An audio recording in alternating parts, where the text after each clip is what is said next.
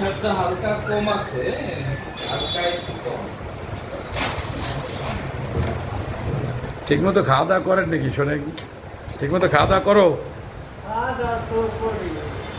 খাওয়া দাওয়ার ভিতরে একটু ভালো খাইতে হবে, দরকার হয় 2-1টা স্যালাইন খাইতে হবে প্রত্যেকদিন। হ্যাঁ, আপনার শরীরের যে অবস্থা তাতে তো মনে হয় না আপনি খাওয়া দাওয়া করেন। খাওয়া দাওয়া করলে কি শরীরেরও থাকে নাকি?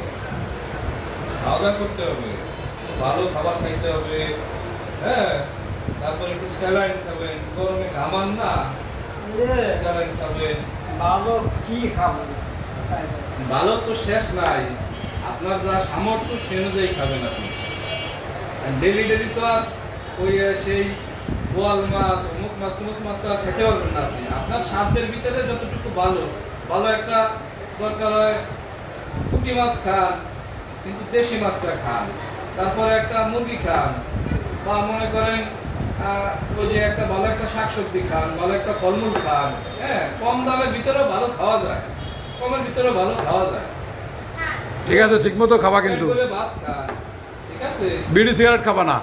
কালকে বাদ দিয়েছে মাছ খাবেন, পেট খালি রাখা যাবে না। কম হোক বেশি হোক, তরকারি কম হোক, কিন্তু ভাতটা বা যে বেলার খাবার ওই বেলা খাবেন আর কি। পেট খালি রাখা যাবে না। কম খান কিন্তু খাবেন।